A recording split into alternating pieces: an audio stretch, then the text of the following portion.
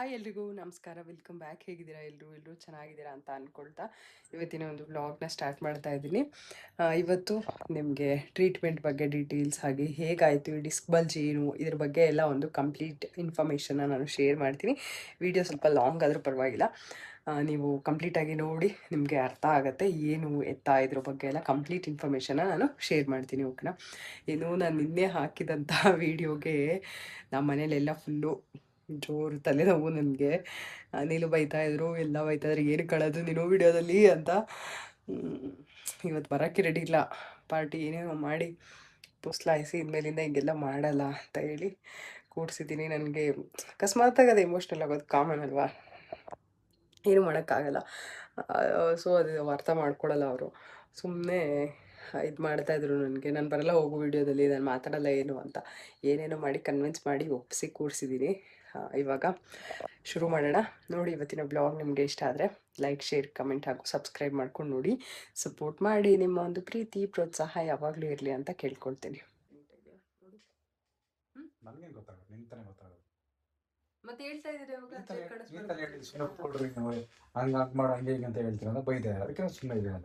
ಏನು ಹೇಳ್ಬಾರ್ದು ಅದು ನಂಗಿದ್ರೆ, ನಾನು ನಿನ್ ಏನು ಹೇಳ್ಬಾರ್ದಾಗಿದ್ರೆ ಹೇಳೋದಮ್ಮ ಸರಿ ಆಯ್ತು. ವಿಡಿಯೋ ಶುರು ಅಲ್ಲೇ ನೋಡಿ ಕಿರಿಕ್ ಮಾಡ್ತಾ ಇದಾರೆ. ಬರಕ್ ಕುತ್ಕೊಳಲ್ಲ ಅಂತ ಎದ್ದೋಗ್ತಾರಂತೆ, ಮಾತಾಡಲ್ಲ ಅಂತೆ, ಈ ತರ ಎಲ್ಲ ಕಿರಿಕ್ ಮಾಡ್ತಾರೆ. ವಿಡಿಯೋ ಶುರುವಲ್ಲೇ ಕಿರಿಕು. ನೀವೇನಂದ್ರೆ ಟ್ರೀಟ್ಮೆಂಟ್ ತಗೊಂಡಿರೋದು ನೀವಲ್ವಾ, ಇಲ್ಲ ಅಂದ್ರೆ ನಾನೇ ಎಲ್ಲ ಮಾತಾಡ್ತೇನೆ. ಟ್ರೀಟ್ಮೆಂಟ್ ತಗೊಂಡಿರೋದು ನೀವು, ನಿಮ್ಗೆ ಹೆಂಗಿದೆ ಏನು ಆಗಿರೋದು, ನಿಮ್ಗೆ ಏನಾಗಿದೆ. ಪಾಪ ಎಷ್ಟೊಂದ್ ಜನ ಕೇಳ್ತಾ ಇದಾರೆ ಗೊತ್ತಾ, ನಮಗೂ ಈ ತರ ಪ್ರಾಬ್ಲಮ್ ಇದೆ, ಎಷ್ಟೋ ವರ್ಷಗಳಿಂದ ಅನುಭವಿಸ್ತಾ ಇದಾರಂತೆ ಕೆಲವರು, ವರ್ಷಗಳಿಂದ. ಸೊ ಹಂಗಾಗಿ ನಿಮ್ಗೆ ಬೇಗ ಇದಾಗಿದೆ ಅಲ್ವಾ, ನೀವು ಬೇಗ ಓಡಾಡ್ತಾ ಇದ್ದೀರಾ, ಬೇಗ ಆರಾಮಾಗಿದ್ದೀರಾ. ಸೊ ಏನೆಲ್ಲ ಪ್ರಿಕಾಷನರಿ, ಮತ್ತೆ ಏನಿದು exactly what it is, disc bulge ಅಂದ್ರೆ ಏನು, ಮತ್ತೆ ಸ್ಲಿಪ್ ಡಿಸ್ಕ್ ಮತ್ತೆ ಡಿಸ್ಕ್ ಬಲ್ಜ್ ಎರಡೂ ಒಂದೇನಾ, ಏನ್ ಕತೆ, ಇದೆಲ್ಲದ್ರ ಬಗ್ಗೆ, ಮತ್ತೆ ನಾವು ಟ್ರೀಟ್ಮೆಂಟ್ ತಗೊಂಡಿದ್ರ ಬಗ್ಗೆ, ಹಂಗೇನೆ ನಿಮ್ಗೆ ಇವಾಗ ಹೆಂಗಿದೆ ಅನ್ನೋದ್ರ ಬಗ್ಗೆ ಮಾಹಿತಿನ ನಮ್ಮ ಒಂದು ವೀಕ್ಷಕರಿಗೆ ಶೇರ್ ಮಾಡ್ಕೊಂಡ್ರೆ ಅದರಲ್ಲಿ ಯಾರಿಗೂ ಅನುಕೂಲ ಆಗತ್ತೆ ಅಂತ ಅಷ್ಟೆ. ನೋಡಿ ಇದೆ ಮಾತಾಡಿ. ಇನಿಷಿಯಲ್ ತುಂಬಾ ಕಷ್ಟ ಆಗ್ತಾ ಇತ್ತು. ಆ ಕಡೆ ನೋಡ್ಕೊಂಡು ಇನಿಷಿಯಲ್ ತುಂಬಾ ಕಷ್ಟ ಆಗ್ತಾ ಇತ್ತು. ಕಷ್ಟ ಅಂದ್ರೆ ಕುತ್ಕೊಳ್ಳೋಕ್ಕೂ ಕಷ್ಟ, ನಿಂತ್ಕೊಳ್ಳೋಕ್ಕೂ ಕಷ್ಟ. ಯಾವ ಥರ ಅಂತ ಹೇಳಿದ್ರೆ ನಮಗೆ ಹೆಂಗೆ ಯಾವ ಥರ ಮಲ್ಕೊಳ್ಳೋದು ಆಗ್ತಾ ಇರಲಿಲ್ಲ. ಅಂದರೆ ಹೆಂಗೆ ಸ್ಟ್ರೈಟಾಗಿ ಮಲ್ಕೊಳ್ಳೋದಾ, ಈ ಕಡೆ ಲೆಫ್ಟ್ ಮಲ್ಕೊಳ್ಳೋದಾ, ರೈಟ್ ಮಲ್ಕೊಳ್ಳೋದಾ, ಅದು ತುಂಬ ಕಷ್ಟ ಆಗ್ತಾಯಿತ್ತು. ಈಗ ಸ್ವಲ್ಪ ಇಷ್ಟು ಟ್ರೀಟ್ಮೆಂಟ್ ಎಲ್ಲ ತೊಗೊಂಡ ಮೇಲೆ ನಾನು ಇವಾಗ 90% ಅಷ್ಟು ಕ್ಯೂರ್ ಆಗಿದ್ದೀನಿ. ಈಗ ಏನೇನು ಟ್ರೀಟ್ಮೆಂಟ್ ತೊಗೊಂಡಿದ್ದೀನಿ ಅಂತ ಹೇಳಿದ್ರೆ, ಫಸ್ಟ್ ನಾವು ಫಿಸಿಯೋಥೆರಪಿ ತೊಗೊಂಡ್ವಿ. ಆಮೇಲೆ ಫಸ್ಟು ನಾವು ಡಾಕ್ಟರ್ನ ಒಂದು 3-4 ಸರ್ಜನ್ ಮಾಡಿದ್ವಿ, ಆರ್ಥೋಪೆಡಿಕ್ ಸರ್ಜನ್ ಮಾಡಿದ್ವಿ.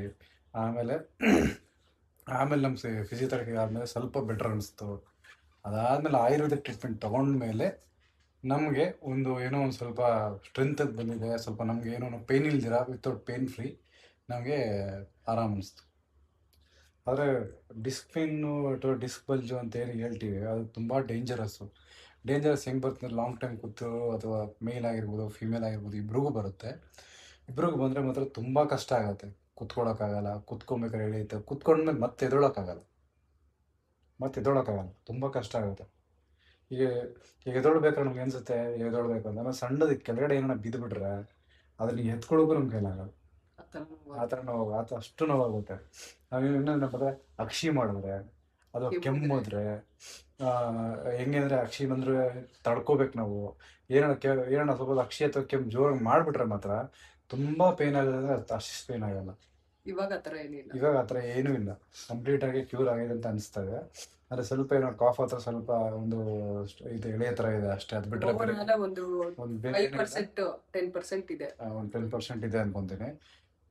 ಓಡಾಡ್ತಾ ಇದ್ದೀನಿ ಆರಾಮಾಗಿ. ಈಗ ಮೆಟ್ಲಿಡ್ರೂ ನೋವಾಗಲ್ಲ, ಮೆಟ್ಲು ಎತ್ತರೂ ನೋವಾಗಲ್ಲ. ಇವೆಲ್ಲ ಕಂಪ್ಲೀಟಾಗಿ ಕ್ಯೂರ್ ಮಾಡ್ಕೊಂಡಿದ್ದೆ. ಹೆಂಗೆ ಅಂತ ಹೇಳಿದ್ರೆ, ಫಸ್ಟು ನಾವು ಫಿಸಿಯೋಥೆರಪಿ ತೊಗೊಂಡ್ವಿ. ಫಸ್ಟು ಏನಂದರೆ ಪೇಯ್ನ್ ತಡ್ಕೊಳಕ್ಕಾಗದೆ ಪೇಯ್ನ್ ಕಿಲ್ಲರ್ ಇಂಜೆಕ್ಷನ್ ಕೊಟ್ಟರು. ಪೇಯ್ನ್ ಕಿಲ್ಲರ್ ಇಂಜೆಕ್ಷನ್ ಕೊಟ್ಟಾದಮೇಲೆ ಒಂದು 2 ಟೈಮ್ಸ್ ಪೇಯ್ನ್ ಕಿಲ್ಲರ್ ಇಂಜೆಕ್ಷನ್ ತೊಗೊಂಡೆ ನಾನು. ಆಮೇಲೆ ಟ್ಯಾಬ್ಲೆಟ್ಸ್ ಕೊಟ್ಟರು ಮಂತ್ಲಿ, ಅದು ಸ್ಟ್ರಿಂಕ್ ಆಗಿದೆ. ಲಾಸ್ಟಲ್ಲಿ ಇರಲಿ ಪರವಾಗಿಲ್ಲ, ಕೇಳಿಸುತ್ತಾರೆ ಮಾತಾಡೋದು, ಕೇಳಿಸುತ್ತೆ, ಒಂಚೂರು ಮುಖನೂ ಕಾಣಿಸಿದ್ರೆ ಚೆನ್ನಾಗಿರುತ್ತೆ ಅಷ್ಟೇ. ಹೇಳಿ. ಅದೇ ಒಂದು ಫ್ಲೋ ಇರ್ತೀವಿ ನಿಮ್ಮ ಮಧ್ಯದಲ್ಲಿ ಏನೋ ಸರಿ ಸರಿ ಸರಿ ಸರಿ ಆಯ್ತು. ಎಕ್ಸ್ಪರ್ಟ್ ಅಲ್ಲ. ಸರಿ ಆಯ್ತು, ಸಾರಿ ತಪ್ಪಾಯ್ತು, ಹೇಳಿ ಆಯ್ತು. ಅದೇನಂದ್ರೆ ಲಾಸ್ಟ್ ಅಲ್ಲಿ ಹೋದ್ರೆ ಅದು ಸರಿ ಕಾಣಲ್ಲ ಅಂತ ಹೇಳಿ. ಕಾಣಲ್ಲ ಅಂದ್ರೆ ಈ ಕಡೆ ಇಟ್ಕೋತ್ಲಾಗ ಈ ಕಡೆ ಇಟ್ರೆ ಈ ಕಡೆ ಇಟ್ರೆ ಸ್ವಲ್ಪ ಹಾ ಅದು ಅದು ಕ್ಯಾಮ್ರಾ ಫೋಕಸಿಂಗ್ ಆಗಿರ್ಬೇಕಲ್ಲ ನೀಟಾಗಿ, ಅದಕ್ಕೆ ಆ ಕಡೆ ಇಟ್ಟು. ಇವಾಗ ಹೇಳಿ. ಆಯ್ತು ಹೇಳಿ ಇವಾಗ. ಮರ್ತೋಯ್ತು. ಅದೇ ಪೇನ್ ಕಿಲ್ಲರ್ ಇಂಜೆಕ್ಷನ್ ತುಂಬಾ ನೋವಾಗಿ painkiller injection starting doctor ಬಂದು ಪೇನ್ ಕಿಲ್ಲರ್ ಇಂಜೆಕ್ಷನ್ ಕೊಟ್ಟರು. ಪೇನ್ ಕಿಲ್ಲರ್ ಇಂಜೆಕ್ಷನ್ ಕೊಟ್ಟ ಮೇಲೆ ಒಂದು 24 hours ಆದಮೇಲೆ ಕಮ್ಮಿ ಆಗ್ಬಿಡುತ್ತೆ. ಎಷ್ಟು ಕಮ್ಮಿ ಆಗಿದೆ ಅಂದರೆ ನೋವೇ ಇಲ್ವೋ ನನಗೆ ಅನ್ನೋಷ್ಟು ಕಮ್ಮಿ ಆಗ್ಬಿಡುತ್ತೆ. ಮತ್ತು 24 hours ಆದ್ಮೇಲೆ ಮತ್ತೆ ಅದೇ ನೋವು, ಎಳ್ತಾ, ಇದು ಕುತ್ಕೊಂಡ್ರೆ ಎದ್ದೇಳೋದು, ಕುತ್ಕೊಳ್ಳೋಕ್ಕಾಗಲ್ಲ, ಮೋಷನ್ ಹೋಗೋಕ್ಕಾಗಲ್ಲ, ತುಂಬ ಕಷ್ಟ ಆಗುತ್ತೆ. ಎಷ್ಟು ಕಷ್ಟ ಅಂತ ಹೇಳಿದ್ರೆ ನಮಗೆ ಏನೋ ಆಗ್ಬಿಟ್ಟಿದೆ ಅನ್ನೋಷ್ಟು ಒಂಥರ ಫೀಲ್ ಆಗ್ತಾ ಇರುತ್ತೆ. ಅದಾದಮೇಲೆ ನಾವು ಸ್ವಲ್ಪ ಫಿಸಿಯೋಥೆರಪಿ ತೊಗೊಂಡ್ಮೇಲೆ ಸ್ವಲ್ಪ ಎಲ್ಲೋ ಒಂದು ಸ್ವಲ್ಪ ಬೆಟರ್ ಅನ್ನಿಸ್ತಾ ಇತ್ತು. ಫಿಸಿಯೋಥೆರಪಿ ತೊಗೊಂಡಾಗ ಬೆಟರ್, ಓಕೆ ನಮಗೆ ಆಗ್ತಾ ಇದೆ ಫಿಸಿಯೋಥೆರಪಿ, ಏನೋ ಒಂದು ಚೇಂಜಸ್ ಆಗ್ತಾಯಿದೆ ಅಂತ ಅನಿಸ್ತಾ ಇತ್ತು. ಅದಾದಮೇಲೆ ಸ್ವಲ್ಪ ಅದನ್ನು ಬಿಟ್ಬಿಟ್ರೆ ಮತ್ತೆ ನಮ್ಮ ಪೇನ್ ಆಗೋದು. ಅದಾದಮೇಲೆ ಆಯುರ್ವೇದಿಕ್ ತೊಗೊಂಡ್ಮೇಲೆ ಮೆಡಿಸಿನ್ಸ್ ಆಗಿರ್ಬೋದು ಅದೆಲ್ಲ ತೊಗೊಂಡ್ಮೇಲೆ ನಮಗೆ ಕಂಪ್ಲೀಟಾಗಿ ಕ್ಯೂರ್ ಆಗಿದೆ ಅಂತ ನಮ್ಗೆ ಅನಿಸುತ್ತೆ. ಅದು 8 daysಗೆ ನನಗೆ ಇಷ್ಟು ಮಟ್ಟಿಗೆ ಚೇಂಜಸ್ ಆಗಿದೆ. ಅಂದರೆ ಮೇಯ್ನ್ ಏನಪ್ಪ ಅಂದರೆ ಫುಡ್ಡು ಅವ್ರು ಕೊಡೋ ಫುಡ್ಡೇ ತೊಗೋಬೇಕು. ಅದ್ರ ಜೊತೆಗೆ ನಾವು ಪ್ರೋಟೀನ್ಸ್ ಆ್ಯಡ್ ಮಾಡಬೇಕಾಗುತ್ತೆ ಡೈಲಿ. ಇದೆಲ್ಲ ತೊಗೊಂಡಾಗ ನಮಗೇನಾಗುತ್ತೆ, ಕಂಪ್ಲೀಟಾಗಿ ಒಂದು ಸ್ಟ್ರೆಂತ್ ಬರುತ್ತೆ. ಇದೆಲ್ಲದಕ್ಕಿಂತ ಹೆಚ್ಚಾಗಿ ಫಿಸಿಕಲ್ಲು ಮಾಡೋಕ್ಕೆ ಆಗಲ್ಲ ಅಂದ್ರೆ ಮಾಡೋಕ್ಕಾಗಲ್ಲ, ಮಾಡಲೇಬೇಕು ಅಂದರೆ ಮಾಡಬೇಕು. ಅಂದರೆ ಎಕ್ಸಸೈಸ್ ಮಾಡಬೇಕು ಅಂತ ನಾವು ಅಂದ್ಕೊಂಡು ಮಾಡಬೇಕು. ಅದನ್ನು ಎಕ್ಸಸೈಸ್ ಮಾಡಿಲ್ಲ ಅಂತ ಹೇಳಿದ್ರೆ ಕಷ್ಟ ಆಗುತ್ತೆ. ಡೈಲಿ ಸ್ಟ್ರೆಚಸ್ ಎಕ್ಸರ್ಸೈಸ್ ಮಾಡಲೇಬೇಕು. ಅದು ಏನೇ ಆಗಲಿ, ಸಂಡೇ ಆಗಲಿ ಸ್ಯಾಟರ್ಡೇ ಆಗಲಿ, ಪೇನ್ ಬರೋ ತನಕ ಮಾಡಬಾರ್ದು. ಸ್ವಲ್ಪ ಪೇನ್ ಕಮ್ಮಿ ಇರುವಷ್ಟು ನಮ್ಮ ಕೈಲಿ ಆದಷ್ಟು ಎಷ್ಟು ಸ್ಟ್ರೆಚ್ ಮಾಡೋಕ್ಕಾಗತ್ತೆ ಅಷ್ಟು ಮಾತ್ರ ಮಾಡಬೇಕಾಗುತ್ತೆ. ಮಲ್ಕೊಂಡಿದ್ರೆ ಕಂಪ್ಲೀಟಾಗಿ ಮಲ್ಕೊಂಡಿದ್ರೆ ಆಗೋದಿಲ್ಲ, ಎದ್ದೇಳ್ಬೇಕು, ಓಡಾಡಬೇಕು. ಸ್ಟಾರ್ಟಿಂಗು ನನಗೆ ಹಿಂಗೆ ಕಂಪ್ಲೀಟಾಗಿ ಒಂದು ಕೋಫೋಸ್ ಇದೆಯಲ್ಲ, ಅದು ಮಾಡೋಕ್ಕೆ ಆಗ್ತಿರ್ಲಿಲ್ಲ. ತಲೆ ಹಿಂಗೆ ಎತ್ತಕ್ಕೆ ಆಗ್ತಾ ಇರಲಿಲ್ಲ. ತಲೆ ಈ ಕಡೆ ತಿರುಗಿದ್ರು ಪೇನ್ ಆಗೋದು, ಟೈಲ್ ಬೋನ್ ಹತ್ರ ತುಂಬ ತುಂಬ ಒಂಥರ ಪೇನ್ ಅನ್ಸೋದು. ಈಗ ಅಷ್ಟೇನಿಲ್ಲ, ಆರಾಮಾಗಿ ಮಾಡ್ತೀನಿ. ಈಗ ಡಿಪ್ಸ್ ಹೊಡೆಯೋಕ್ಕಾಗ್ತಾರಲ್ಲ, ನನಗೆ ಒಂಥರ ಅನ್ಸ್ಬಿಡ್ತು, ನಾನು ಇಷ್ಟು ಫಿಟ್ ಆಗಿದೆ ಏನೂ ಮಾಡೋಕ್ಕಾಗ್ತಾರಲ್ಲ ಅಂತ ಅನ್ಸ್ಬಿಡ್ತು. ಆಮೇಲೆ ಈಗ ಪರವಾಗಿಲ್ಲ, ಸ್ವಲ್ಪ ಡಿಪ್ಸ್ ಹೊಡಿತೀನಿ. ಇವಾಗ ಡಿಪ್ಸ್ ಹೊಡೋಕೆ ನನಗೆ ಆದಮೇಲೆ ಒಂದು ಸ್ವಲ್ಪ ನನಗೆ ಒಂಥರ ಖುಷಿ ಆಯಿತು.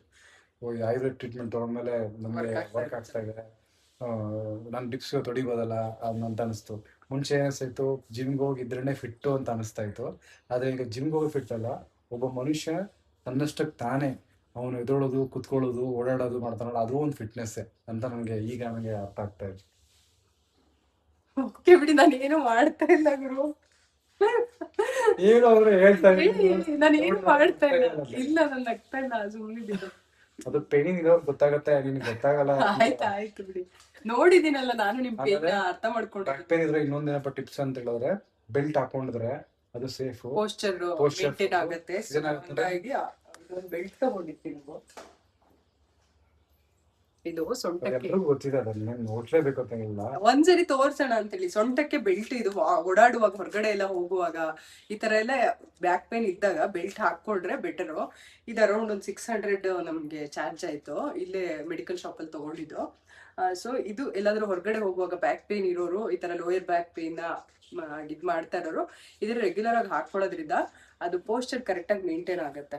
ಇಲ್ಲ, ಆ ಪೋಸ್ಚರ್ ಇಂದಾನೆ ಆಕ್ಚುಲಿ ಪೇನ್ ಜಾಸ್ತಿ ಆಗುತ್ತೆ. ನಾವು ಕರೆಕ್ಟ್ ಆಗಿ ಮೇಂಟೈನ್ ಮಾಡಿಲ್ಲ ಅಂದ್ರೆ, ಬಗ್ಗದ್ರೆ ಈ ತರ ಹಿಂಗ್ಬೇಕಂತ ಕುತ್ಕೊಳ್ಳೋದ್ರಿಂದ ಕೂಡ ಅದು ಬಂದಿರುವಂತ ಪೇನ್ ಇಂದ ಜಾಸ್ತಿ ಆಗೋ ಸಾಧ್ಯತೆ ಇರುತ್ತೆ. ಹಾಗಾಗಿ ಈ ರೀತಿ ಬೆಲ್ಟ್ ಎಲ್ಲ ಯೂಸ್ ಮಾಡಿದ್ರೆ ಒಳ್ಳೇದು. ಎಲ್ಲಾನು ಕರೆಕ್ಟ್ ಮಾಡಬೇಕು. ಅಂದ್ರೆ ಬೆಲ್ಟ್ ಆಗಿರ್ಬೋದು ಅಥವಾ ನೀರಾಗಿರ್ಬೋದು, ನೀರ್ ಕನ್ಸಂಪ್ಷನ್ ಕಡಿಮೆ ಆದ್ರೂ ಕೂಡ ಈಗ ಏನಾಗುತ್ತೆ, ಡಿಸ್ಕ್ ಬಲ್ಜ್ ಅನ್ನೋದ್ರಲ್ಲಿ ಒಂದು ಜೆಲಿ ಟೈಪ್ ಇರುತ್ತೆ. ಆ ಜೆಲಿ ಟೈಪ್ ಸ್ವಲ್ಪ ಹೊರಗಡೆ ಬಂದರೂ ಕೂಡ ಅದು ನರ್ವ್ಸ್ ಟಚ್ ಆದಾಗ ಕಂಪ್ಲೀಟಾಗಿ ಪೇನ್ ಆಗುತ್ತೆ. ಆ ಪೇನ್ ಆದಾಗಲೇ ಕಂಪ್ಲೀಟ್ಲಿ ಟಿಂಗ್ಲಿಂಗ್ ಆಗೋದು, ನಮ್ನೆಸ್ ಆಗೋದು. ನಂಗೆ ಸ್ಟಾರ್ಟಿಂಗು ಆಯುರ್ವೇದಕ್ಕೆ ಹೋದಾಗ ಈ ಲೆಗ್ ಫಿಂಗರ್ ಎತ್ತಕ್ಕಾಗ್ತಾ ಇರಲಿಲ್ಲ. ಸೊ ಈ ಲೆಗ್ ಕೂಡ ಕಂಪ್ಲೀಟಾಗಿ ಎತ್ತಾ ಇದ್ದೀನಿ. ಸ್ಟಾರ್ಟಿಂಗ್ ನಂಗೆ ಲೆಗ್ ಫಿಂಗರ್ ಎತ್ತಕ್ಕಾಗ್ತಾ, ಲೆಗ್ ಫಿಂಗರ್ ಫೋಲ್ಡ್ ಮಾಡೋಕ್ಕಾಗ್ತಾ ಲೆಫ್ಟ್ ಲೆಗ್ಗಲ್ಲಿ. ಈಗ ನಮಗೆ ಅದು ಆಗ್ತಾ ಇದೆ. ಸೊ ನನಗೆ ಅದು ಮಾಡೋದು ನೋಡ್ಬಿಟ್ಟು ನಂಗೆ ತುಂಬ ಖುಷಿ ಆಯಿತು. ಈ ಥರ ಮಾಡ್ತಾ ಇದ್ದೀನಿ, ನಮ್ನೆಸ್ ಆಗ್ಬಿಟ್ಟಿತ್ತು ಕಂಪ್ಲೀಟಾಗಿ. ಸ್ವಲ್ಪ ಫಿಸಿಯೋಥೆರಪಿಯಿಂದನೂ ಹೋಗಿದೆ, ಒಂದು ಸ್ವಲ್ಪ ಆಯುರ್ವೇದಿಕ್ಕಿಂದನೂ ಹೋಗಿದೆ. ಆಯುರ್ವೇದಿಕ್ಕಿಂತ ಜಾಸ್ತಿ ವರ್ಕ್ ಆಗಿದೆ. ಆಯುರ್ವೇದಿಕಲ್ಲಿ ಹೆಂಗ್ ಟ್ರೀಟ್ಮೆಂಟ್ ಮಾಡ್ತಾರೆ ಅಂತ ಹೇಳಿದ್ರೆ, ಅವರು daily with food, without food medicine ಕೊಡ್ತಾರೆ. ವಿತ್ ಫುಡ್ಡು ಮತ್ತು ವಿತ್ ಫುಡ್ಡಲ್ಲಿ ಆಫ್ಟರ್ ಲಂಚ್ ಆದಮೇಲೆ ಒಂದು ಮೆಡಿಸಿನ್ ಕೊಡ್ತಾರೆ. ಅದು ಮೋಷನ್ ಪಾಸ್ ಮಾಡ್ತೀವಲ್ಲ ಅಲ್ಲಿ ಕೊಡ್ತಾರೆ ನಮಗೆ. ಆಲ್ಟರ್ನೇಟಿವ್ ಡೇಸ್ ಆಲ್ರೆಡಿ ಕೊಡ್ತಾರೆ. ಒಂದಿನ ಏನ್ ಮಾಡ್ತಾರೆ, ಇದು ಬ್ರೇಕ್ಫಾಸ್ಟ್ಗೆ ಮುಂಚೆ ಅರ್ಲಿ ಮಾರ್ನಿಂಗ್ ಕೊಡ್ತಾರೆ. ಸೊ ಇದೇನಾಗುತ್ತೆ, ಒಳಗಡೆ ಎಲ್ಲ ಕಂಪ್ಲೀಟ್ ಆಗಿ ಒಂದು ಇದು ಮಾಡುತ್ತೆ, ನರ್ವ್ಸ್ ಎಲ್ಲ ಲೂಸ್ ಮಾಡೋದಾಗಿರ್ಬೋದು, ಅಥವಾ ಇದು ಸಯಾಟಿಕಾ ಪೇನ್ ಆಗಿರ್ಬೋದು, ಇದೆಲ್ಲ ಕಂಪ್ಲೀಟ್ ಇದ್ರ ಜೊತೆಗೆ ಇದೇನಾಗುತ್ತೆ, ಬಾಡಿ ಕಂಪ್ಲೀಟ್ ಆಗಿ ನಮ್ಗೆ ಡಿಟಾಕ್ಸ್ ಆಗ್ಬಿಡುತ್ತೆ. ಡಿಟಾಕ್ಸ್ ಆದಾಗ ನಮ್ಗೆ ಕಂಪ್ಲೀಟ್ ಆಗಿ ಯಾವುದೇ ಥರ ಇದಿರಲ್ಲ, ಏನು ಒಂಥರ ಇಟ್ಕೊಳ್ಳೋದಾಗಿರ್ಬೋದು, ಅಥವಾ ನಮಗೆ ಎಳಿತಾರದಾಗಿರ್ಬೋದು ಕಮ್ಮಿ ಆಗ್ಬಿಡುತ್ತೆ. ಆಮೇಲೆ ಇದಾದ್ಮೇಲೆ ನರ್ವ್ ಮಸಾಜ್ ಮಾಡ್ತಾರೆ. ಅದರಲ್ಲಿ ಡಿಫ್ರೆಂಟ್ ಟೈಪ್ಸ್ ಆಫ್ ಇದಿರುತ್ತೆ, ಏನು ಮಸಾಜ್ ಹರ್ಬ್ಸ್ ಎಲ್ಲ ಮಾಡಿ ಒಂದು 4 days ಕಟ್ಟಿ ಪಿಚ್ಚಿ ಮಾಡಿದ್ರು. ಫಸ್ಟ್ ಡೇ ಮತ್ತೆ ಕಂಪ್ಲೀಟ್ ಬಾಡಿ ಮಸಾಜ್ ಮಾಡಿದ್ರು, ಅಭ್ಯಂಗ, ಪೂರ್ಣ ಅಭ್ಯಂಗ, ಇದ್ರ ಡಿಫ್ರೆಂಟ್ ಮಾಡಿಬಿಟ್ಟು ಇದ್ರ ಜೊತೆಗೆ ಅಷ್ಟೇ ಇದು ಲೇಪ ಅಂತ ಒಂದು ಇದು ಇರುತ್ತೆ, ಅದನ್ನ ಹಚ್ತಾರೆ. ಲೇಪ ಅಂತ ಹಚ್ಚಿದಾಗ ಒಂಥರ ನೆನ್ಸ್ಬಿಟ್ಟು ಹಚ್ಚಿದಾಗ ಕಂಪ್ಲೀಟ್ ಆಗಿ ಪೇನ್ ಹೇಳ್ಕೊಳತ್ತದು. ಇದೆಲ್ಲ ಕಂಪ್ಲೀಟ್ ಆಯುರ್ವೇದಿಕ್ ಮೆಥಡು. ಇದ್ರ ಜೊತೆಗೆ ಫುಡ್ಡು ಕೂಡ ನಾವು ಆಯಿಲ್ ತಿನ್ನಂಗಿಲ್ಲ, ಜಂಕ್ ಫುಡ್ ತಿನ್ನಂಗಿಲ್ಲ. ಇದ್ರ ಜೊತೆಗೆ ಬೇರೆ ಇನ್ನೂ ತುಂಬ ಅಲ್ಲಿ ಫಾಲೋ ಮಾಡಬೇಕು. ಅವ್ರು ಹೇಳಿದ್ನೆಲ್ಲ ನಾವು ಫಾಲೋ ಮಾಡ್ತಾ ಹೋದ್ರೆ ನಮ್ಮ ಪೇಯ್ನು ಕಂಟ್ರೋಲಿಗೆ ಬರುತ್ತೆ. ಈ ಲೆಗ್ನ ಕಂಪ್ಲೀಟಾಗಿ ನಂಗೆ ರೈಸ್ ಮಾಡೋಕ್ಕೆ ಆಗ್ತಾ ಇರಲಿಲ್ಲ ಅಲ್ಲಿ ಹೋಗೋಕ್ಕೆ ಮುಂಚೆ. ಈಗ ಕಂಪ್ಲೀಟಾಗಿ ರೈಸ್ ಮಾಡಿದ್ದೀನಿ. ಒಂದು 5-10% ನಂಗೆ ಲೆಗ್ ರೈಸ್ ಮಾಡೋಕ್ಕೆ ಅಂದರೆ ಈಗ ಸ್ವಲ್ಪ ಕಷ್ಟ ಆಗುತ್ತೆ, ಬಟ್ ರೈಸ್ ಮಾಡ್ತೀನಿ ಸ್ಟ್ರೈಟಾಗಿ. ಡಿಸ್ಕ್ ಬಲ್ಜ್ ಅಂದ್ರೆ ಏನು ಅಂತಂದ್ರೆ L1 L2 L3 L4 L5 ಅಂತ ಈ ತರ ಅಲ್ವಾ, ಈ ತರ ಜೋಡಣೆ ಇರುತ್ತೆ. ಅದ್ರ ಮಧ್ಯದಲ್ಲಿ ಜೆಲ್ಲಿ ಫಾರ್ಮೇಶನ್ ಇರುತ್ತೆ. ಅಂದ್ರೆ ಈ ಬೈಕಲ್ಲೆಲ್ಲ ಇರುತ್ತಲ್ಲ ಶಾಕ್ ಅಬ್ಸರ್ವರ್ ಅಲ್ವಾ, ಅದೇ ತರ ತಾನೆ, ಆ ತರ ಇರುತ್ತೆ. ಸೊ ಆ ಮಧ್ಯದಲ್ಲಿ ಜಲ್ಲಿ ಇರುತ್ತಲ್ಲ, ಅದು ಲೋಯರ್ ಬ್ಯಾಕ್ಗೆ ನಾವು ಜಾಸ್ತಿ ಪ್ರೆಷರ್ ಕೊಟ್ಟಾಗ ಆ ಜಲ್ಲಿ ಹೊರಗಡೆ ಬರುತ್ತೆ. ಸ್ಲಿಪ್ ಡಿಸ್ಕ್ ಅಂತ ಅಂದ್ರೆ ಏನು ಅಂತಂದ್ರೆ ಅದು ಹೊರಗಡೆ ಬಂದು ಆಲ್ರೆಡಿ ಟಿಯರ್ ಆಗ್ಬಿಡುತ್ತೆ. ಅಂದ್ರೆ ಅದೇನು ಲೇಯರ್ ಇರುತ್ತೆ ಅದು ಕಟ್ ಆಗ್ಬಿಟ್ಟಿರುತ್ತೆ, ಅದನ್ನ ಸ್ಲಿಪ್ ಡಿಸ್ಕ್ ಅಂತ ಹೇಳ್ತಾರೆ. ಡಿಸ್ಕ್ ಬಲ್ಜ್ ಅಂತ ಅಂದ್ರೆ ಇನ್ನು ಅದು ಕಟ್ ಆಗಿರೋದಿಲ್ಲ, ಜಸ್ಟ್ ಹೊರಗಡೆ ಬಂದು ನರ್ವ್ನ ಪುಲ್ ಮಾಡ್ತಿರುತ್ತೆ, ಪುಷ್ ಮಾಡ್ತಾ ಇರುತ್ತೆ. ಅದಕ್ಕಿಂತ ಮುಂಚೆ ಸ್ಟೇಜ್ ಅಂತ ಅಂದ್ರೆ ಸ್ವಲ್ಪ ಹೊರಗಡೆ ಬಂದಿರುತ್ತೆ. ನಮ್ಗೆ ಅದು ಗೊತ್ತಾಗೋದಿಲ್ಲ, MRI ಅಲ್ಲಿ ಮಾತ್ರನೇ ಗೊತ್ತಾಗುತ್ತೆ ಈ ತರ ಆಗಿದೆ ಅಂತೇಳಿ. ಸಯಾಟಿಕಾ ಪೇನ್ ಬಂದ್ರೆ ಮಾತ್ರ ಅವರು ಸಜೆಸ್ಟ್ ಮಾಡ್ತಾರೆ MRIಗೆ. ಸಯಾಟಿಕಾ ಪೇನ್ ಅಂತಲ್ಲ, ಅದು ಆಕ್ಚುಲಿ ಬ್ಯಾಕ್ ಪೇನ್ ಇತ್ತು. ಸೊ ನನಗೆ ಅಷ್ಟು ತೀರಾ ಹೆವಿ ಓಡಕ್ ಆಗದಷ್ಟು ಇರ್ಲಿಲ್ಲ. ಸೊ ಎಲ್ರಿಗೂ ಯಾವಾಗ ಗೊತ್ತಾಗುತ್ತೆ ಅಂತ ಹೇಳಿದ್ರೆ, ಬ್ಯಾಕ್ ಪೇನ್ ಮೇಲೆ ತುಂಬಾ ಪೇನ್ ಆಗುತ್ತಲ್ಲ, ಅವಾಗ ಓಡಕ್ಕಾಗಲ್ಲ. ಅಂದ್ರೆ ಅವಾಗ ನಮ್ಗೆ ಏನಾಗುತ್ತೆ, ಕುತ್ಕೊಳ್ಳೋಕ್ಕೂ ಒಂಥರ ಇದಾಗುತ್ತೆ, ಬಗ್ಗಕ್ಕೂ ನೋವಾಗುತ್ತೆ. ಅವಾಗ ಏನ್ ಮಾಡುತ್ತೆ, ನಮ್ಗೆ MRI ಮಾಡಿಸಿದಾಗ ನಮ್ಗೆ ಗೊತ್ತಾಗುತ್ತೆ ನಿಮ್ಗೆ ಡಿಸ್ಕ್ ಬಲ್ಜ್ ಇರುತ್ತೆ ಅಂತ. ಎಕ್ಸಾಂಪಲ್ಗೆ ಒಂದು 10 ಮೆಂಬರ್ಸ್ ಚೆಕ್ ಮಾಡಿಸಿದ್ರೆ ಡಿಸ್ಕ್ ಬಲ್ಜ್ ಒಂದು 7-6 ಮೆಂಬರ್ಸ್ ಇದ್ದೇ ಇರುತ್ತೆ. ಆದ್ರೆ ಏನಕ್ಕೆ ಇರುತ್ತೆ ಅಂದ್ರೆ ಲಾಂಗ್ ಟೈಮ್ ಕುದಿರೋ ಲೈಟ್ ಆಗಿರುತ್ತೆ. ಸೊ ಜಾಸ್ತಿ ಆದಾಗಲೇ ನಿಮ್ಗೆ ಪೇನ್ ಆಗೋದು. ಸೊ ನಂದೇನಾಗಿದೆ, ಜಾಸ್ತಿ ಆಗಿ ಒಂದು ಲೆಗ್ ಸಯಾಟಿಕಾ ಆದಾಗಲೇ ನಮ್ಗೆ ಗೊತ್ತಾಗಿದ್ದು.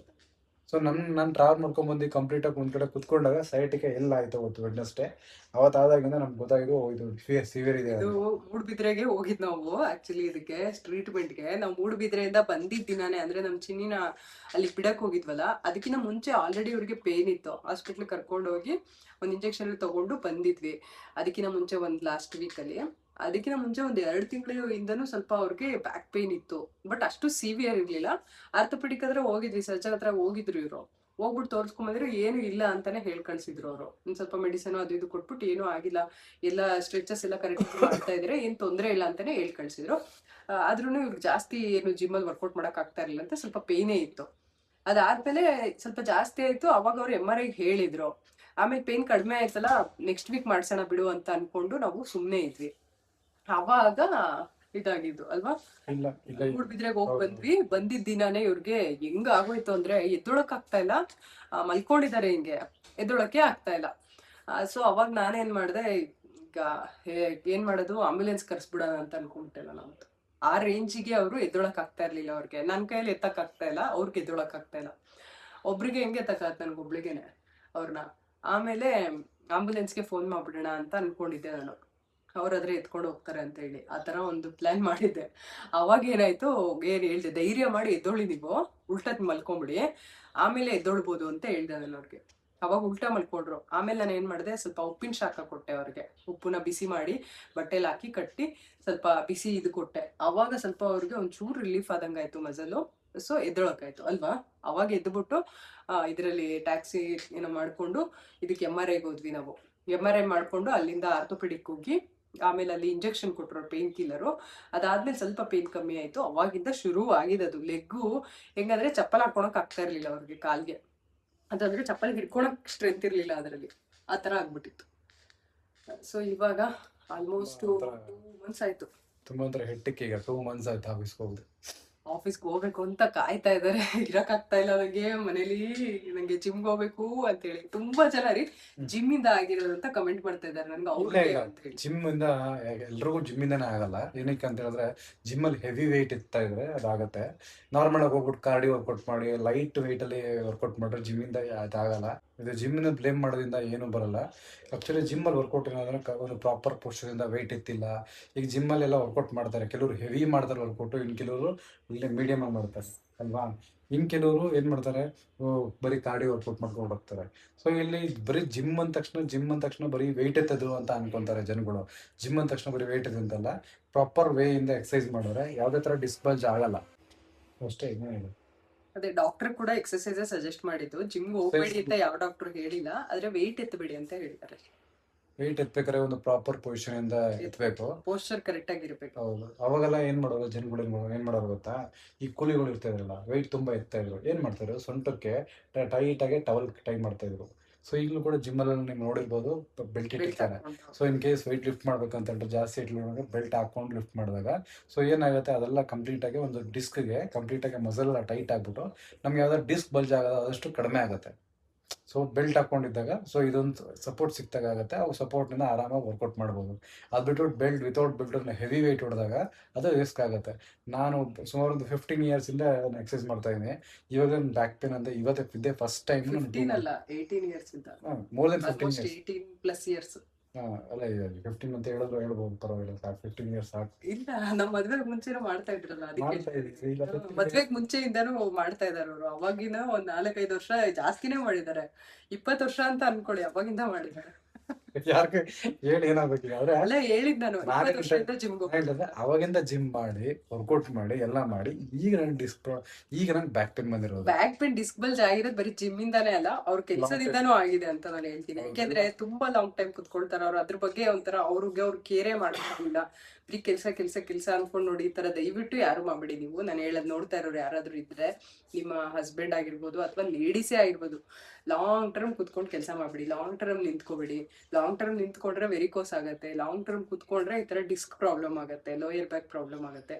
ಸೊ ಬೆಟರ್ ಯಾವಾಗ ಫ್ರೀಕ್ವೆಂಟ್ ಆಗಿ ಬ್ರೇಕ್ ತಗೊಳ್ತಾರೆ, every ½ an hour or 1 hour. ಇದು ನಾನು ತುಂಬಾ ಸರಿ ಹೇಳಿದೀನಿ, ಇದಾದಾಗಿಂದ ಇವ್ರಿಗೆ ವಿಡಿಯೋದಲ್ಲಿ ತುಂಬಾ ಸರಿ ಹೇಳಿದೀನಿ.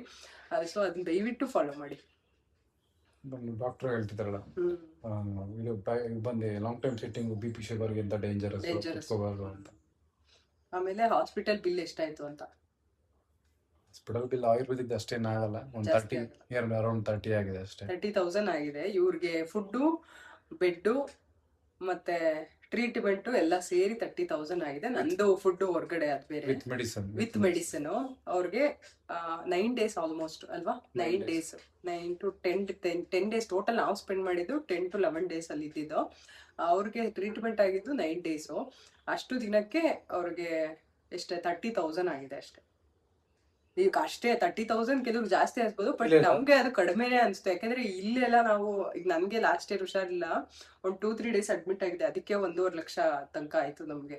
ಅದಕ್ಕೆ ನಾನು ಹೇಳ್ತಾ ಇರೋದು, ಇಲ್ಲಿ 30,000ಗೆ ನಮ್ಗೆ ಟ್ರೀಟ್ಮೆಂಟ್ ಕೂಡ ಬೆಸ್ಟ್ ಟ್ರೀಟ್ಮೆಂಟ್ ಕೊಟ್ಟಿದ್ದಾರೆ. ತುಂಬಾ ಚೆನ್ನಾಗಿ ನೋಡ್ಕೊಂಡಿದ್ದಾರೆ. ಇವ್ರಿಗೆ ಕೇಳಿ ಹೆಂಗಿತ್ತು ಎಕ್ಸ್ಪೀರಿಯನ್ಸ್, ಹೆಂಗ್ ನೋಡ್ಕೊಂಡ್ರು ಅಂತ. ಹಾಸ್ಪಿಟ್ಲಿಂದ ಯಾರಾದ್ರೂ ವಾಪಸ್ ಬರ್ಬೇಕಿದ್ರೆ ಸಾಕಪ್ಪ ನಾನು ಇನ್ಯಾವತ್ತು ಬರಲ್ಲ ಅಂತ ಅನ್ಕೊಂಡ್ ಬರ್ತಾರಲ್ವಾ, ಅಯ್ಯಪ್ಪ ಯಾರಪ್ಪ ಈ ಹಾಸ್ಪಿಟ್ಲು ನೋಡೋರು ಅಂತೇಳಿ. ಬಟ್ ಅಲ್ಲಿ ಆ ಥರ ಅನಿಸ್ಲಿಲ್ಲ ಇವ್ರಿಗೆ.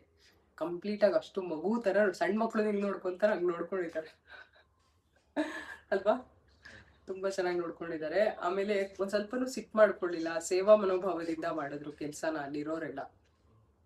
ಯಾಕಂದ್ರೆ ಬಾಡಿ ಮಸಾಜ್ ಮಾಡೋದಾಗಿರ್ಬೋದು, ಒಂದು ಪ್ರೈವೇಟ್ ಪಾರ್ಟ್ನ ಮುಟ್ಟಿ ಅಲ್ಲಿಗೆ ಒಂದು ಟ್ರೀಟ್ಮೆಂಟ್ ಕೊಡೋದು ಎಲ್ಲ ಇದೆಯಲ್ಲ, ಅದೆಲ್ಲ ತುಂಬಾ ಇದಾಗಿರ್ಬೇಕು. ಅಂತ ಅಂದ್ರೆ ಅವರು ಆ ಸೇವೆ ಮಾಡ್ತಿದೀವಿ ಅಂತ ಅನ್ಕೊಂಡ್ ಮಾಡ್ಬೇಕಾಗತ್ತೆ. ಆ ತರ ಇದ್ರು ಅಲ್ಲಿ. ಯಾರು ಒಂದ್ ಸ್ವಲ್ಪನೂ ಏನು ಆ ತರ ಅನ್ಕೊಂಡು ಮಾಡಿಲ್ಲ, ಅಷ್ಟು ಇದರಿಂದ ಮಾಡಿಕೊಟ್ರು ಎಲ್ಲಾರು. ಡಾಕ್ಟರ್ ಕೂಡ ಅಷ್ಟೇ ಸಪೋರ್ಟಿವ್ ಆಗಿದ್ರು, ಅಲ್ಲಿರೋ ಸ್ಟಾಫ್ಸ್ ಆಗಿರ್ಬೋದು, ಪ್ರತಿಯೊಬ್ರು ಎಲ್ಲರೂ ತುಂಬಾ ಚೆನ್ನಾಗಿ ನೋಡ್ಕೊಂಡ್ರು. ನಾನು 100% ಯಾರಾದ್ರೂ ಅಲ್ಲಿ ಹೋಗ್ತೀನಿ ಟ್ರೀಟ್ಮೆಂಟ್ಗೆ ಅಂತ ಅಂದ್ರೆ ರೆಕಮೆಂಡ್ ಮಾಡ್ತೀವಿ ನಾವು. ನಮ್ಗೇನೋ ಚೆನ್ನಾಗಿ ಅನಿಸ್ತು. ವಾತಾವರಣ ಆಗಿರ್ಬೋದು, ಜೊತೆಗೆ ಅಲ್ಲಿ ಇದ್ದಿದ್ದಂಥ ಸ್ಟಾಫ್ ಆಗಿರ್ಬೋದು, ಟ್ರೀಟ್ಮೆಂಟ್ ಆಗಿರ್ಬೋದು, ಟ್ರೀಟ್ಮೆಂಟ್ ಇಂದ ಬಂದಿರೋ ಅಂತ ರಿಸಲ್ಟ್ ಆಗಿರ್ಬೋದು, ಪ್ರತಿಯೊಂದು ನಮಗೆ ಸ್ಯಾಟಿಸ್ಫೈಯಿಂಗ್ ಆಗಿದೆ ಅಲ್ವಾ. ಮತ್ತೆ ಇನ್ನೇನಾದ್ರೂ ಇದೆಯಾ ಕ್ವಶನ್ಸ್? ಇನ್ನೇನಿದೆ ಅಷ್ಟೇ. ಆದ್ರೆ ಜಿಮ್ಮಿಂದ ಆಗಿರೋದು ಅಂತ ಹೇಳ್ತಾ ಇದ್ದಾರೆ ತುಂಬಾ ಜನ. ಆಮೇಲೆ ಫುಡ್ಡು ಅಷ್ಟೇ ಡಯಟ್ ಮಾಡೋದ್ರಿಂದ ಹಂಗಾಗಿದೆ, ನಾರ್ಮಲ್ ಊಟ ಮಾಡ್ಕೊಂಡಿರಿ ಅಂತ ಡಯಟ್ ಎಲ್ಲ ಮಾಡಿದ. ಆಮೇಲೆ ಬಾಡಿ ಬಿಲ್ಡಿಂಗ್ ಹೋಗಿದ್ರಿಂದ ಇದಾಗಿದೆ. ಬಾಡಿ ಬಿಲ್ಡಿಂಗ್ ನಾನು ಮಾಡ್ರೆ ನ್ಯಾಚುರಲ್ ಆಗಿ, ಸೊ ಯಾವುದೇ ಥರ ಪ್ರಾಬ್ಲಮ್ ಇಲ್ಲ. ಬಾಡಿ ಬಿಲ್ಡಿಂಗ್ ಬಂದು ನಾನು ಜಸ್ಟ್ ಎಲ್ಲ ಕಂಪ್ಲೀಟ್ ಪ್ರೋಟೀನ್ ವಿಟಮಿನ್ಸ್ ಎಲ್ಲ ಕಂಪ್ಲೀಟಾಗಿ ನೀಟಾಗಿ ಟೈಮ್ ತೊಗೊಳ್ತಾ ಇದೆ. ಅದು ಅಲ್ಲದೆ ಮೀಲ್ಸ್ ಬಂದು ನಾನು ಆ್ಯಕ್ಚುಲಿ ಒಂದು ಪರ್ ಡೇಗೆ 4 ಟೈಮ್ಸ್ ತೊಗೊಳ್ತಾ ಇದೆ. 4 times meals with protein, with shake, with ಎಗ್ಗಿಂದ ಪರ್ ಡೇ 10 ಎಗ್ಸ್ ತೊಗೊಳ್ತಾ ಇದೆ. ಸೊ ಆವಾಗ ನನಗೆ ಅದರಿಂದ ಏನು ಸಮಸ್ಯೆ ಆಗಿಲ್ಲ. ಆ ಟೈಮ್ ಆ ಸಮಸ್ಯೆ ಆಗಂಗಿದ್ರೆ ಆ ಟೈಮಲ್ಲಿ ಆಗಬೇಕಿತ್ತು, ಆಗಿಲ್ಲ. ಇದೇನೋ ಟ್ರಾವೆಲ್ ಮಾಡಿ ಬಂದು ಸಣ್ಣ ತುಂಬ ದಿವಸದಿಂದ ಬಲ್ಜ್ ಎಲ್ರಿಗೂ ಇರುತ್ತೆ. ಸೊ ಸಾಮಾನ್ಯವಾಗಿ ಆಗಿದೆ ಅಂತ ನಾನು ಅಂದ್ಕೊಳ್ತೀನಿ. ಅದು ಜಾಸ್ತಿ ಆಗಿ ಬಲ್ಜು ಪ್ರೊಟ್ರೂಷನ್ ಸ್ಟೇಜ್, ಇವ್ರದ್ದು ಬಂದ್ಬಿಟ್ಟು ಪ್ರೊಟ್ರೂಷನ್ ಸ್ಟೇಜಲ್ಲಿ ಇತ್ತು. ಅಂದ್ರೆ ಅದು ಜಲ್ಲಿ ಹೊರಗಡೆ ಬಂದು ಇನ್ನೇನು ಇನ್ನೊಂದ್ ಸ್ವಲ್ಪ ದಿನ ನಾವೇನಾದ್ರೂ ಸುಮ್ನೆ ಕೇರ್ ಮಾಡಿಲ್ಲ ಅಂದ್ರೆ ಟೇರ್ ಆಗ್ಬಿಟ್ಟಿರೋದು. ಅವಾಗ ಸರ್ಜರಿ ಮಾಡ್ಲೇಬೇಕು ಅಂತ ಹೇಳಿದ್ರು. ಬಟ್ ಇವಾಗೂ ಅಷ್ಟೇ ಎಷ್ಟು ಕಡೆ ಹೋದ್ರು ಸರ್ಜರಿನೇ ಮಾಡ್ಬೇಕು ಅಂದ್ರು ಗೊತ್ತಾ. ಜಯನಗರ ಆರ್ಥೋಪೆಡಿಕ್ ಸೆಂಟರ್ ಅದು ಫೇಮಸ್, ಅದು ಇಲ್ಲಿ ಬೆಂಗಳೂರಲ್ಲಿ ಫೇಮಸ್ ಇದೆ ಅದು, ಈ ಕಡೆ ಸೌತ್ ಇದರಲ್ಲಿ.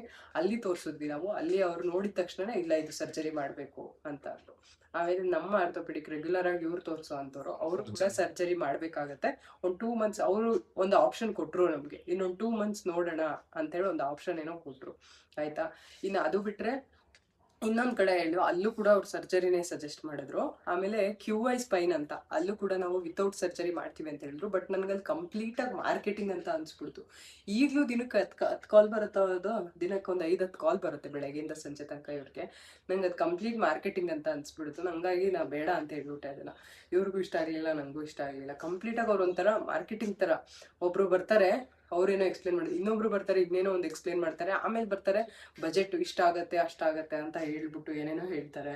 ಆಮೇಲೆ ಇದು ಗ್ಯಾರಂಟಿನೂ ಕೊಡಕ್ಕೆ ರೆಡಿ ಇಲ್ಲ ಅವರು. ಇಲ್ಲ ವಿತೌಟ್ ಸರ್ಜರಿ ಕಂಪ್ಲೀಟ್ ಆಗಿ ನಿಮ್ಗೆ ಕ್ಯೂರ್ ಆಗತ್ತೆ, ಏನು ತೊಂದರೆ ಇಲ್ಲ, ನೀವು ತಗೊಳ್ಳಿ ಅಂತ ಹೇಳಕ್ಕೂ ರೆಡಿ ಇಲ್ಲ ಅವರು. ನೋಡೋಣ ಅಂತ ಹೇಳಿದ್ರಲ್ಲ, 21 days ಥೆರಪಿ ಕೊಡ್ತೀವಿ ನಾವು, ನೋಡೋಣ, ನಾವು ಸಪ್ಲಿಮೆಂಟ್ಸ್ ಎಲ್ಲ ಕೊಡ್ತೀವಿ, ಅದೆಲ್ಲ ಎಕ್ಸ್ಟ್ರಾ ಚಾರ್ಜಸ್ ಆಗುತ್ತೆ.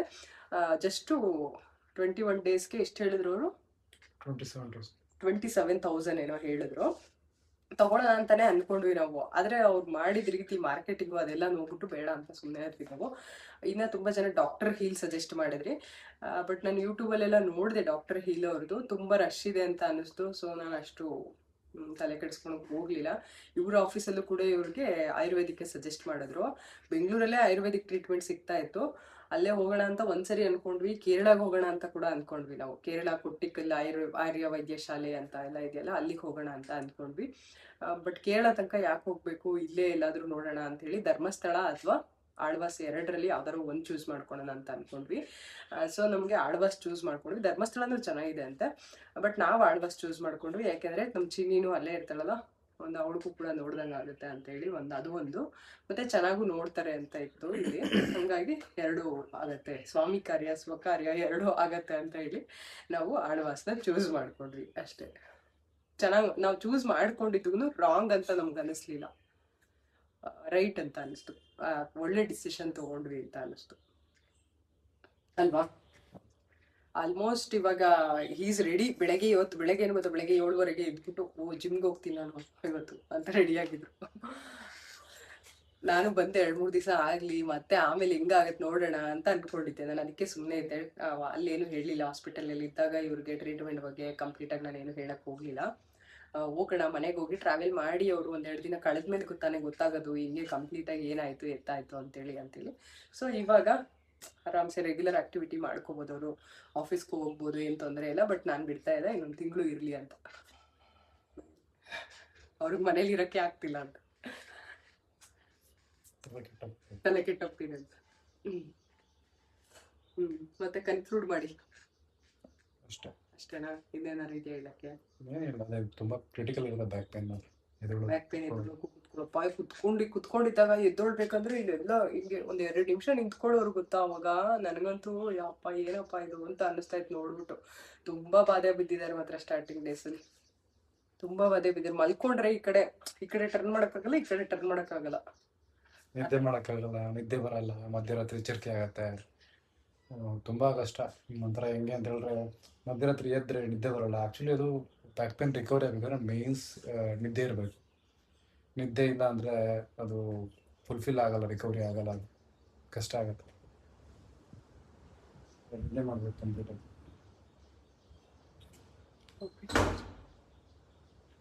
ಇಷ್ಟ ಆಯ್ತು ನಮ್ಮ ಒಂದು ಇವರ ಒಂದು ಬ್ಯಾಕ್ ಪೇನ್ ಜರ್ನಿ ಒಂದು 2 ತಿಂಗಳಿಂದ ಕಂಪ್ಲೀಟ್ ಆಗಿ ಇಷ್ಟಿತ್ತು ನೋಡಪ್ಪ.